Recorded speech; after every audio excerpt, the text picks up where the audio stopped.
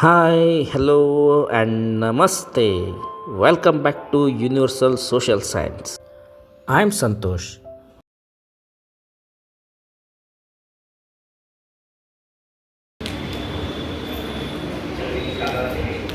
ರಾಮಕೃಷ್ಣ ಜಗದ್ಗುರು ಪಾದಸತ್ವ ರಾಮ ವೇದಿಕೆ ಮೇಲೆ ಆಸನರಾಗಿರುವಂಥ ವೇದಿಕೆ ಮೇಲೆ ಆಸನರಾಗಿರುವಂಥ ಎಲ್ಲ ವಿದ್ಯಾರ್ಥಿಗಳಿಗೆ ಹಾಗೂ ವೇದಿಕೆ ಮುಂದೆ ಆಸನರಾಗಿರುವಂಥ ಎಲ್ಲ ಮುದ್ದು ವಿದ್ಯಾರ್ಥಿಗಳಿಗೆ ಹಾಗೂ ಶಿಕ್ಷಕ ವರ್ಗಗಳಿಗೆ ನನ್ನ ಪ್ರೀತಿಯ ಈಗಷ್ಟೇ ಬೆಳಗ್ಗೆ ಏನು ಮಾಡಿದ್ರೆ ಅಂತ ಹೇಳಿದ್ರೆ ರಕ್ಷಾಬಂಧನವನ್ನು ಆಚರಿಸ್ತೀವಿ. ಸೊ ಈ ಒಂದು ಅವಧಿಯಲ್ಲಿ ನಾನು ರಕ್ಷಾಬಂಧನ ಇತಿಹಾಸ ಹೇಳಲಿಕ್ಕೆ ಇಷ್ಟಪಡ್ತೇನೆ. ಹಾಗಾದ್ರೆ ಏನಪ್ಪ ರಕ್ಷಾಬಂಧನ ಏನು ಅಂತ ಕೇಳ್ತಾ ಹೋದ್ರೆ ಸೊ ನೀವು ಹಾಡು ಕೇಳ್ಬೋದು. ಅಣ್ಣ ತಂಗಿಯ ಈ ಬಂದ ಜನ್ಮ ಜನ್ಮದ ಬಂದ ಕೇಳಿರೋದು ಈ ಸಾಂಗ್. ಸೊ ಈ ಸಾಂಗ್ ಏನು ಇರುತ್ತದೆ ಅಂತ ಹೇಳಿದ್ರೆ ಈ ರಕ್ಷಾಬಂಧನ ಏನ್ ಮಾಡ್ತಾರೆ ಅಂತ ಹೇಳಿದ್ರೆ ಅಣ್ಣ ಮತ್ತು ತಂಗಿ ಅಥವಾ ತಮ್ಮ ಮತ್ತು ಅಕ್ಕನ ಒಂದು ಬಂಧವನ್ನ ಏನ್ ಮಾಡ್ತಾರೆ ಅಂತ ಹೇಳಿದ್ರೆ ಗಟ್ಟಿ ಮಾಡುವಂತ ಒಂದು ಸಂಬಂಧದ ಒಂದು ಗುರುತೆ ಏನಪ್ಪಾ ಅಂತ ಹೇಳಿದ್ರೆ ರಕ್ಷಾಬಂಧನ ಅಂತ ಹೇಳ್ತೀವಿ. ಮತ್ತೆ ಈ ರಕ್ಷಾಬಂಧನ ಏನಿದೆಯಲ್ಲ ಸೊ ಈ ರಕ್ಷಾಬಂಧನ ಏನಪ್ಪಾ ಅಂತ ಹೇಳಿದ್ರೆ ಮೂಲತಃ ಎಲ್ಲಿಂದ ಹುಟ್ಟುಕೊಳ್ತು ಅಂತ ಹೇಳಿದ್ರೆ ಉತ್ತರ ಭಾರತದಿಂದ ಒಂದು ಪ್ರಾರಂಭವಾದಂತಹ ಒಂದು ವಿಶೇಷವಾದಂತಹ ಹಬ್ಬ ಅಂತ ಹೇಳ್ತೀವಿ. ಹಾಗಾದ್ರೆ ಒಂದು ಬಾರಿ ರಕ್ಷಾಬಂಧನ ಇತಿಹಾಸವನ್ನು ತೆಗೆದುತ್ತಾ ಹೋದ್ರೆ ಹೇಗೆ ರಕ್ಷಾಬಂಧನ ಹೇಗೆ ಪ್ರಾರಂಭ ಆಯಿತು ಅಂತ ಹೇಳಿದ್ರೆ ಪ್ರಾಚೀನ ಕಾಲದಲ್ಲಿ ಏನಾಗ್ತಿತ್ತು ಅಂತ ಹೇಳಿದ್ರೆ ಈ ಯುದ್ಧದಲ್ಲಿ ಏನಾಗ್ತಿದ್ರು ಅಂತ ಹೇಳಿದ್ರೆ ನಮ್ಮ ಸೈನಿಕರಿರ್ಬೋದು ನಮ್ಮ ಅಥವಾ ನಮ್ಮ ಅಣ್ಣ ತಮ್ಮಂದಿರು ಏನ್ ಮಾಡ್ತಿದ್ರು ಅಂತ ಹೇಳಿದ್ರೆ ರಾಜರ ಪರವಾಗಿ ಯುದ್ಧಕ್ಕೆ ಹೋಗ್ತಿದ್ರು ಮತ್ತು ಅಷ್ಟರಲ್ಲಿ ಪ್ರಮುಖವಾದಂತಹ ಕೆಲಸಗಳಿಗೆ ಹೋಗ್ತಿದ್ರು. ಸೊ ಅಂತ ಸಮಯದಲ್ಲಿ ಆ ಹೋಗ್ತಿರುವಂತ ವ್ಯಕ್ತಿಗೆ ಒಂದು ರಕ್ಷಣೆ ಸಿಗ್ಲಿ, ಒಂದು ರಕ್ಷಣೆ ಸಿಗ್ಲಿ ಅನ್ನೋ ಉದ್ದೇಶದಲ್ಲಿ ಏನ್ ಮಾಡ್ತಿರೋ ಅಂತ ಹೇಳಿದ್ರೆ ಈ ಒಂದು ನೂಲನ್ನು ಏನ್ ಮಾಡ್ತಿರೋ ಅಂತ ಹೇಳಿದ್ರೆ ಅವ್ರಿಗೆ ಕೈ ಕಟ್ಟಿ ಕಳಿಸ್ತಿರಂತ. ಸೊ ಅದ ಏನಾಯ್ತು ಅಂತ ಹೇಳಿದ್ರೆ ರಕ್ಷಾಬಂಧನ ಒಂದು ಹಬ್ಬವಾಗಿ ಮುಂದುವರಿತಾ ಬಂತು ಅಂತ ಹೇಳಿ ನೋಡ್ತೀವಿ. ಇದರ ಜೊತೆಗೆ ಈ ರಕ್ಷಾಬಂಧನ ಹಬ್ಬ ಏನಿದೆಯಲ್ಲ ಇದು ಮೂಲತಃ ಯಾವ ಧರ್ಮದ ಒಂದು ಹಬ್ಬ ಅಂತ ಹೇಳಿದ್ರೆ ಹಿಂದೂ ಧರ್ಮಕ್ಕೆ ಸಂಬಂಧಪಟ್ಟಂತ ಹಬ್ಬ. ಸೊ ಈ ಹಿಂದೂ ಧರ್ಮಕ್ಕೆ ಸಂಬಂಧಪಟ್ಟಂತ ಹಬ್ಬ ಸೊ ಕೇವಲ ಒಂದೇ ಧರ್ಮಕ್ಕೆ ಸೀಮಿತವಾಗಿಲ್ಲ, ಇದನ್ನ ಎಲ್ಲಾ ಧರ್ಮಗಳು ಆಚರಿಸ್ತಿದ್ದಾವೆ ಅಂತ ನೋಡ್ತೀವಿ. ಅಷ್ಟೇ ಅಲ್ಲ ಈ ಒಂದು ಹಬ್ಬ ಏನ್ ಮಾಡುತ್ತೆ ಅಂತ ಹೇಳಿದ್ರೆ ಒಂದು ಎರಡು ಪಂಗಡಗಳನ್ನು ಕೂಡ ಒಂದುಗೂಡಿಸೋದನ್ನು ಕೂಡ ಪ್ರಮುಖ ಪಾತ್ರ ವಹಿಸುತ್ತೆ ಅಂತ ನೋಡ್ತೀವಿ. ಹಾಗಾದ್ರೆ ಈ ರಕ್ಷಾಬಂಧನ ಹಬ್ಬ ಏನಿದೆಯಲ್ಲ ಸೊ ಇದು ಪ್ರಾಚೀನವಾದಂತ ಐತಿಹಾಸಿಕ ಹಿನ್ನೆಲೆಯನ್ನು ಹೊಂದಿರುವಂತದ್ದು ಅಂತ ಹೇಳ್ತೀವಿ. ಹಾಗಾದ್ರೆ ಯಾವ ರೀತಿ ನಡ್ಕೋಬೇಕಪ್ಪ, ಯಾವ ರೀತಿ ಈ ಒಂದು ರಕ್ಷಾಬಂಧನ ಇವತ್ತಿನ ಆಧುನಿಕ ವೃತ್ತನ ಬಂತು ಅನ್ನೋದ್ರ ಬಗ್ಗೆ ನಾನು ಸಣ್ಣ ಪ್ರಮಾಣದಲ್ಲಿ ಹೇಳಿಕ್ಕೆ ಇಷ್ಟಪಡ್ತೇನೆ. ಹಾಗಾದ್ರೆ ಈ ಒಂದು ಪೌರಾಣಿಕ ಕಥೆಯನ್ನು ನೋಡ್ತಾ ಹೋದ್ರೆ ಸೊ ಏನ್ ಬರತ್ತಪ್ಪ ಅಂತ ಹೇಳಿದ್ರೆ ಇಂದ್ರನ ರಾಜಧಾನಿ ಯಾವುದು ಅಂತ ಹೇಳಿದ್ರೆ ಅಮರಾವತಿ ಅಂತ ಹೇಳಿ ಇಂದ್ರ ಅಂತ ಹೇಳಿ ಹೇಳಿರ್ತೀನಿ. ಸೊ ಇಂದ್ರನ ರಾಜಧಾನಿ ಯಾವುದು ಅಂತ ಹೇಳಿದ್ರೆ ಆ ಅಮರಾವತಿ ಮೇಲೆ ಏನಾಗುತ್ತೆ ಅಂತ ಹೇಳಿದ್ರೆ ಒಂದು ದುಷ್ಟ ರಾಕ್ಷಸ ಅಟ್ಯಾಕ್ ಮಾಡ್ತಾನಂತ, ದುಷ್ಟ ರಾಕ್ಷಸ ದಾಳಿ ಮಾಡ್ತಾನೆ. ಸೊ ಅವ್ರು ದಾಳಿ ಮಾಡಿದಾಗ ಏನಾಗುತ್ತೆ ಅಂತ ಹೇಳಿದ್ರೆ ಈ ಒಂದು ಇಂದ್ರ ಏನಾಗ್ತಾನೆ ಅಂತ ಹೇಳಿದ್ರೆ ಸಾಕಷ್ಟು ಬಲಹೀನಗೊಳ್ತಿರ್ತಾನೆ. ಸೊ ಅಂತ ಸಮಯದಲ್ಲಿ ಇಂದ್ರನ ಹೆಂಡತಿ ಏನ್ ಮಾಡ್ತಾರೆ ಅಂತ ಹೇಳಿದ್ರೆ ಶಚಿದೇವಿ ಏನ್ ಮಾಡ್ತಾರೆ ಅಂತ ಹೇಳಿದ್ರೆ ವಿಷ್ಣು ಹತ್ರ ಹೋಗ್ತಾರಂತ. ಮಹಾಪರಮಾತ್ಮ ವಿಷ್ಣು ಹತ್ರ ಹೋಗಿ ತನ್ನ ಗಂಡನ ಸಮಸ್ಯೆಗಳನ್ನು ಕೇಳ್ತಾರಂತೆ. ಸೊ ವಿಷ್ಣು ಏನ್ ಮಾಡ್ತಾರೆ ಅಂತ ಹೇಳಿದ್ರೆ ಒಂದು ಕೆಲಸ ಮಾಡಮ್ಮ, ನಿನ್ನ ಗಂಡನಿಗೆ ಒಂದು ನೂಲನ್ನ ಕಟ್ಟಿಸು ಹೇಳ್ತಾರೆ. ಆ ನೂಲನ್ನ ಯಾಕೆ ಕಟ್ಟಿರುತ್ತೆ ಅಂತ ಹೇಳಿದ್ರೆ ಇಂದ್ರನ ತಂಗಿ ಆದಂತ ಇಂದ್ರಾಣಿಯಿಂದ ಕಟ್ಟಿಸ್ಬೇಕು ಅಂತ ಹೇಳ್ತಾರಂತೆ. ಸೊ ಅದರ ಪ್ರಕಾರ ಏನಾಗುತ್ತೆ ಅಂತ ಹೇಳಿದ್ರೆ ಈ ಶಚಿದೇವಿ ವಾಪಸ್ ಬಂದು ತನ್ನ ಗಂಡನಾದಂತ ಇಂದ್ರನಿಗೆ ಏನ್ ಮಾಡ್ತಾರೆ ಅಂತ ಹೇಳಿದ್ರೆ ಇಂದ್ರಾಣಿಯಿಂದ ಒಂದು ನೂಲನ್ನ ಕಟ್ಟಿಸ್ತಾರಂತ. ನೂಲನ್ನ ಕಟ್ಟಿಸಿದ ಕ್ಷಣ ಏನಾಗುತ್ತೆ ಅಂತ ಹೇಳಿದ್ರೆ ಈ ಒಂದು ಯುದ್ಧದ ಗತಿ ಬದಲಾಯ್ತು ಅಂತ. ಸೊ ಇಂದ್ರ ಏನಾಗ್ತದೆ ಅಂತ ಹೇಳಿದ್ರೆ 10 ಪಟ್ಟು ಬಲಿಷ್ಠರಾಗ್ತಾರಂತ ಮತ್ತು ಆ ರಾಕ್ಷಸನ ಸಂಹಾರ ಮಾಡ್ತಾರಂತ. ಸಂಹಾರ ಮಾಡೋದಷ್ಟೇ ಅಲ್ಲ ಹೊಳ್ಳಿ ತನ್ನ ಅಮರಾವತಿ ರಾಜಧಾನಿ ಪಡ್ಕೊಂಡ ಅಂತ ಹೇಳ್ತಾರೆ. ಸೊ ಇದು ಒಂದು ಪೌರಾಣಿಕ ಕಥೆ.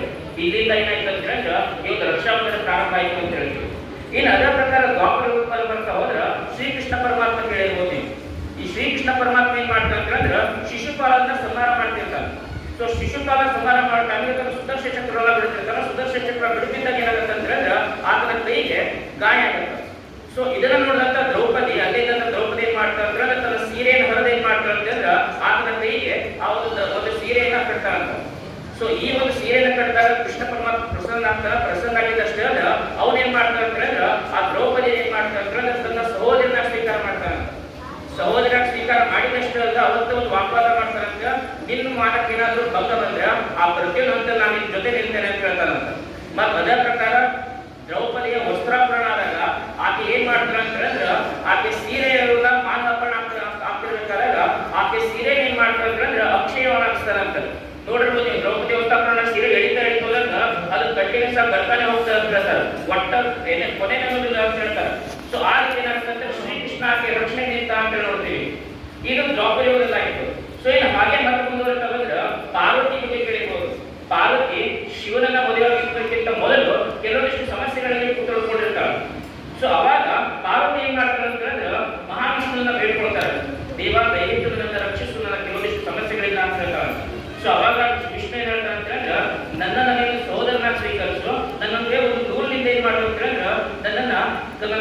ಕೈಯಿಂದ ಕಟ್ಟ ಮಾಡ್ತಾರೆ. ಸೊ ಅದರ ಪ್ರಕಾರ ಏನ್ ಮಾಡ್ತಾರೆ ಅಂತಂದ್ರೆ, ಸೊ ಈ ಒಂದು ಕಾರು ಏನ್ ಮಾಡ್ತಾರೆ ಅಂತಂದ್ರೆ ಮುಂದೆ ಏನ್ ಮಾಡ್ತಾರೆ ಅಂತ ಒಂದು ದೂರದ ಕಟ್ತಾರೆ.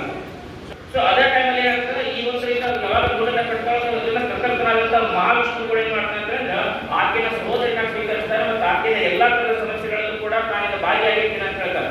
ಸೊ ಇದು ದೇವಾಲಯಗಳಿಂದ ಪ್ರಾರಂಭವಾದಂತಹ ಹಬ್ಬ ಅಂತ ಹೇಳ್ತೀವಿ. ಇನ್ನು ಅದೇ ಮುಂದುವರೆದ ಹೋದ್ರೆ ಭಾರತದ ಇತಿಹಾಸದಲ್ಲೂ ಕೂಡ ನಾವು ಏನ್ ಮಾಡ್ತೀವಿ ಅಂತಂದ್ರೆ ಈ ಒಂದು ರಕ್ಷಾಬಂಧನ ಹಬ್ಬವನ್ನು ಬೆಳಕು ನೋಡ್ತೀವಿ.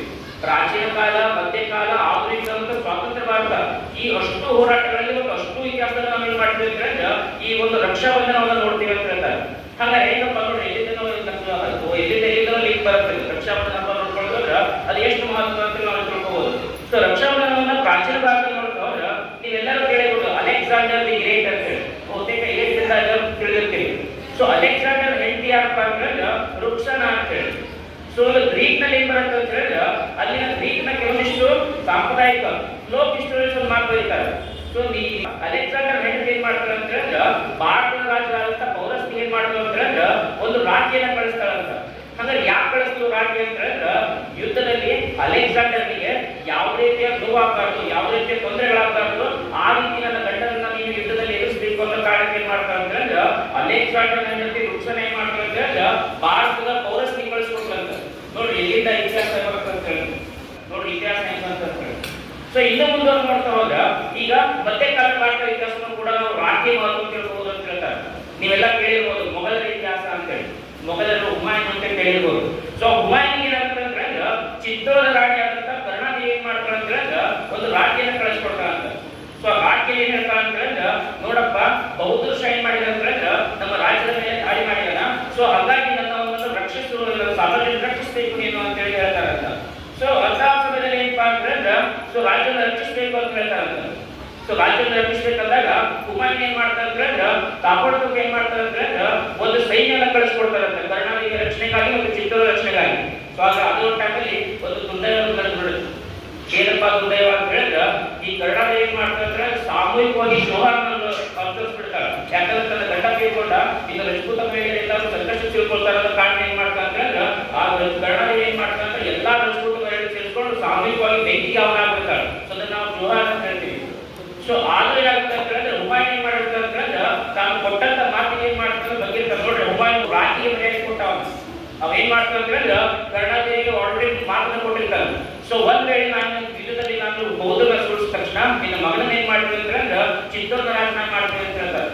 ಕರ್ನಾಟಕ ಸಂತರು ಕೂಡ ಒಳ್ಳೆ ಏನ್ ಮಾಡ್ತಾರೆ ಅಂತಂದ್ರೆ ಆಕೆ ಮಗನ ಏನ್ ಮಾಡ್ತಾರೆ ಅಂದ್ರೆ ಬೌದ್ಧ ಶ್ರಮ ಸೋಲಿಸಿ ಆಕೆ ಮಗನ ಏನ್ ಮಾಡ್ತಾರೆ ಅಂತಂದ್ರೆ ಚಿತ್ತೋರ್ನ ರಾಜಕುಮಾರನಾಗಿ ನೇಮಕ ಮಾಡ್ತಾರೆ. ನೋಡ್ರಿ ಮತ್ತೊಮ್ಮೆ ಎಂತ ಅದ್ಭುತ ನೋಡ್ಬೋದು. ಇನ್ನು ಅಂತಿಮವಾಗಿ ಬರ್ತಂದ್ರೆ ಆಧುನಿಕ ಭಾರತ ಇತಿಹಾಸದಲ್ಲಿ ಇತಿಹಾಸದಲ್ಲೂ ಕೂಡ ಏನಪ್ಪಾ ಅಂತಂದ್ರೆ ರಕ್ಷಾಬಂಧನ ಅನ್ನೋದು ಅತ್ಯಂತ ಮಹತ್ವವಾಗಿತ್ತು ಅಂತ ಹೇಳ್ತೀವಿ. ಹಾಗಾಗಿ ಹೇಗಪ್ಪ ಆಧುನಿಕ ಭಾರತದ ರಕ್ಷಾಬಂಧನ ಮಹತ್ವದ್ದು ಅಂತ ನೋಡಿದ್ರೆ ನೀವೆಲ್ಲರೂ ಕೇಳಿರ್ಬೋದು ಪ್ರಥಮ ಸ್ವಾತಂತ್ರ್ಯ ಸಂಗ್ರಾಮ first freedom struggle of India 1857 ಅಂತ ಹೇಳಿ. ಸೊ ಆ ಒಂದು ಘಟನೆಯಲ್ಲೂ ಕೂಡ ನಾವು ಈ ಒಂದು ರಕ್ಷೆಯನ್ನು ನೋಡಬಹುದು. ಝಾನ್ಸಿ ರಾಣಿ ಲಕ್ಷ್ಮೀಬಾಯಿ ಇವೆಲ್ಲರೂ ಕೇಳಿರ್ಬೋದು, ಹೌದಲ್ಲ? ಸೊ ಝಾನ್ಸಿ ರಾಣಿ ಲಕ್ಷ್ಮೀಬಾಯಿ ಏನ್ ಮಾಡ್ತಾರೆ ಅಂತ ಹೇಳಿದ್ರೆ ನವಾಬ್ ಅಲಿ ಬಹದ್ದೂರ್ ಅನ್ನೋರಿಗೆ ಏನ್ ಮಾಡ್ತಾರೆ ಅಂತ ಹೇಳಿದ್ರೆ ರಕ್ಷೆಯನ್ನ ಕಳಿಸ್ಕೊಡ್ತಾರೆ. ತನ್ನ ಒಂದು ದೂತನಿಂದ ರಕ್ಷಣೆ ಕಳಿಸ್ಕೊಡ್ತಾರೆ. ಹಾಗಾದ್ರೆ ಯಾಕೆ ಕಳಿಸ್ಕೊಡ್ತಾರೆ ಅಂತ ಹೇಳಿದ್ರೆ ನಾನು ಬ್ರಿಟಿಷ್ ವಿರುದ್ಧ ಹೋರಾಡ್ತಿದ್ದೇನೆ, ನನಗೆ ಸಹಾಯ ಬೇಕು ನಿಮ್ಮಿಂದ ಅಂತ ಹೇಳಿ. ಸೊ ರಕ್ಷೆಯನ್ನ ಕಟ್ಕೊಂಡಂತ ಬೌದ್ಧರು ಏನ್ ಮಾಡ್ತಾರೆ ಅಂತಂದ್ರೆ ಒಂದು ಸೈನ್ಯವನ್ನು ಹಾಕಿ ಹೆಲ್ಪಿಗೆ ಕಳಿಸ್ಕೊಡ್ತಾರೆ, ಹಾಕಿ ಸಹಾಯಕನ ಸೈನ್ಯವನ್ನು ಕಳಿಸ್ಕೊಡ್ತಾರೆ ಅಂತ. ನೋಡ್ರಿ ರಕ್ಷಾಬಂಧನ ಮಹತ್ವ ಎಷ್ಟು ಅಂತ ಹೇಳಿ. ಇನ್ನಷ್ಟೇ ಅಲ್ಲ, ಇನ್ನು ಸ್ವಾತಂತ್ರ್ಯ ಚಳವಳಿ ಕೂಡ ರಕ್ಷಾಬಂಧನ ಮಹತ್ವ ನೋಡ್ಬೋದು. ಸ್ವಾತಂತ್ರ್ಯ ಚಳವಳಿ ಕೂಡ ರಕ್ಷಾಬಂಧನ ಒಂದು ಎರಡು ಸಮುದಾಯಗಳನ್ನ ಒಟ್ಟುಗೂಡಿಸಿದಂತ ಹಿಂದೂ ಮತ್ತು ಮುಸ್ಲಿಮರ ಒಂದುಗೂಡಿಸೋದ್ರಲ್ಲಿ ರಕ್ಷಾಬಂಧನ ಹಬ್ಬ ಕೂಡ ಮಹತ್ವ ನೋಡಿ ಎಷ್ಟು ಅದ್ಭುತ ಅಂತ ಹೇಳಿ. 1905 ಏನಾಗುತ್ತೆ ಅಂತ ಹೇಳಿದ್ರೆ ಬಂಗಾಳವನ್ನು ವಿಭಜಿಸಲಾಗುತ್ತೆ. 1905 ಏನ್ ಮಾಡ್ತಾರೆ ಅಂತ ಹೇಳಿದ್ರೆ ಬಂಗಾಳವನ್ನು ಏನ್ ಮಾಡ್ತಾರೆ ಅಂತ ಹೇಳಿದ್ರೆ ಎರಡು ಭಾಗಗಳಾಗಿ ವಿಭಜಿಸಿದ್ರು. ಸೊ ಅಂತ ಸಮಯದಲ್ಲಿ ಏನಾಗುತ್ತೆ ಅಂತ ಹೇಳಿದ್ರೆ ರವೀಂದ್ರನಾಥ್ ಟ್ಯಾಗೋರ್ ಏನ್ ಮಾಡ್ತಾರೆ ಕರೆಯನ್ನು ಕೊಡ್ತಾರೆ. ಈ ಇಡೀ ಬಂಗಾಳವನ್ನು ಏನ್ ಮಾಡ್ಬೇಕಂದ್ರೆ ಒಂದು ಗೂಡಿಸಬೇಕು, ಅಮರ್ ಸೋನಾಲ್ ಬಂಗಾಳ ಮಾಡ್ಬೇಕಿದೆ ಅಂತ ಹೇಳ್ತಾರಂತ. ಸೊ ಅಷ್ಟೇ ಅಲ್ಲ ಮತ್ತೊಂದು ಜೊತೆಗೆ ಕರೆ ಕೊಡ್ತಾರೆ ಅಂತ ಹೇಳಿದ್ರೆ ಹಿಂದೂ ಮುಸ್ಲಿಮರು ಸಾಮೂಹಿಕವಾಗಿ ಏನ್ ಮಾಡ್ಬೇಕಂತ ಹೇಳಿದ್ರೆ ಬಂಗಾಳದ ಎಲ್ಲಾ ಪ್ರದೇಶಗಳು ಏನ್ ಮಾಡ್ಬೇಕಂತ ಹೇಳಿದ್ರೆ ರಾಜ್ಯವನ್ನು ನಡೆಸಬೇಕಂತ ಹೇಳ್ತಾರಂತ.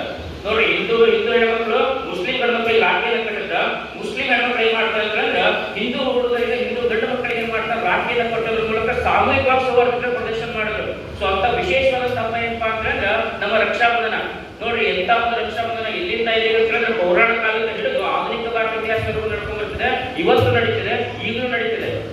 ನೋಡ್ರಿ ಯಾವ ಬೇರೆ ದೇಶದ ಒಂದು ಹೆಣ್ಮಗಳು ಭಾರತದ ಪ್ರಧಾನಿ ಏನ್ ಮಾಡ್ತಾರೆ ಮಾಡ್ತೀವಿ ಅಂತಂದ್ರೆ ರಕ್ಷಾಬಂಧನ ಕಳಿಸುವಂತ ಪದ್ಧತಿ ಇವತ್ತಿಗೂ ಕೂಡ ಏನಂತಂದ್ರೆ ವಿಚಾರ ಮಾಡಿ ರಕ್ಷಾಬಂಧನ ಮಹತ್ವ ಎಷ್ಟಿರ್ಬೋದು ಅಂತೇಳಿ. ಸೊ ಅಂತ ವಿಶೇಷವಾದಂತಹ ಹಬ್ಬ ನೀವು ಆಚರಿಸ್ತಿದ್ರೆ ಅಂತ ಹೇಳಿದ್ರೆ ಇವತ್ತಿನ ಏನ್ ಮಾಡ್ಬೇಕಂದ್ರೆ ನಿಮ್ಮ ಕ್ಲಾಸ್ನ ಸಹೋದರಿ ಏನ್ ಮಾಡ್ಬೇಕು, ನಿಮ್ಮ ರಕ್ಷಣೆ ಕಟ್ಟಿದ್ದಾರೆ. ಆ ರಕ್ತ ಏನಪ್ಪಾ ಅಂತಂದ್ರೆ ನನ್ನ ಅಣ್ಣನಾಗಿ ನೀನು ಸ್ವೀಕರಿಸಿದ್ರೆ ನನ್ನ ಪ್ರಜ್ಞೆವಂತ ನೀನನ್ನ ರಕ್ಷಿಸಬೇಕು, ಅದಕ್ಕೆ ನೀನು ಬದಲಾಗಿದ್ರು ನಿನಗೆ ನಾನು ಏನ್ ಮಾಡ್ಬೇಕು ಅಂತಂದ್ರೆ ದೇವರ ಪರವಾಗಿ ನಿನ್ನ ರಕ್ಷಣೆಗಾಗಿ ನಾನು ಬೇಡ್ಕೊಳ್ತೀನಿ ಅಂತ ಹೇಳ್ತಾ ಇದೆ. ನೋಡಿ ವಿಶೇಷವಾದಂತಹ ಹಬ್ಬ ಇಂಥ ರಕ್ಷಾ ಹಬ್ಬ. ಸೊ ಇಂಥ ಒಂದು ರಕ್ಷಾ ಹಬ್ಬ ಏನಪ್ಪಾ ಅಂದ್ರೆ ಕೇವಲ ಭಾರತದಲ್ಲಿ ನಾವು ನೋಡಬಹುದು, ಅದು ಬಿಟ್ಟರೆ ನೇಪಾಳ, ಭಾರತ ಮತ್ತು ನೇಪಾಳ ಏನು ಭಾಗದಲ್ಲ, ಎರಡು ಸಹೋದರ ರಾಷ್ಟ್ರಗಳ ಹೇಳ್ತೀವಿ. ಸೊ ಈ ಎರಡು ರಾಷ್ಟ್ರಗಳಲ್ಲಿ ಇವತ್ತು ಕಾಣಲಿಕ್ಕೆ ಸಾಧ್ಯ ಅಂತ ಹೇಳ್ತಾರೆ. ಇನ್ನು ಭಾರತದಲ್ಲಿ ಈ ಒಂದು ರಕ್ಷಾ ಹಬ್ಬವನ್ನು ಏನ್ ಮಾಡ್ತೀವಿ ಅಂತಂದ್ರೆ ಬೇರೆ ಬೇರೆ ರೀತಿಯಲ್ಲಿ ಆಚರಿಸ್ತೀವಿ. ನೂಲು ಹುಣ್ಣಿಮೆ ಅಂತ ಆಚರಿಸ್ತೀವಿ. ಇದೇ ಸಮಯದಲ್ಲಿ ಏನ್ ಮಾಡ್ತಂದ್ರೆ ಬ್ರಾಹ್ಮಣ ಸಮುದಾಯದವರು ತಮ್ಮ ನೂಲನ್ನು ಬದಲಾಯಿಸಿಕೊಳ್ತಾರೆ. ಸೊ ಹೀಗೆ ಏನಪ್ಪಾ ಅಂತಂದ್ರೆ ರಕ್ಷಾ ಹಬ್ಬ ಏನಪ್ಪಾ ತಂದೆ ಅಂತ ವಿಶೇಷತೆ ಹೊಂದಿದೆ, ಅದರ ಪ್ರಾಮುಖ್ಯತೆ ಹೊಂದಿದೆ ಅಂತ ಹೇಳಿ ಇಷ್ಟಪಡ್ತೇನೆ. ಸೊ ಇಷ್ಟು ಹೇಳೋದ್ರ ಮೂಲಕ ಸೊ ಈ ಇತಿಹಾಸನ ಪ್ರೊವೈಡ್ ಮಾಡಲಿಕ್ಕೆ ನಂಗೆ ಅವಕಾಶ ಮಾಡಿಕೊಟ್ಟಂತ ನಮ್ಮ ಶಾಲೆಯ ಕಮಿಟಿಗಳಿಗೆ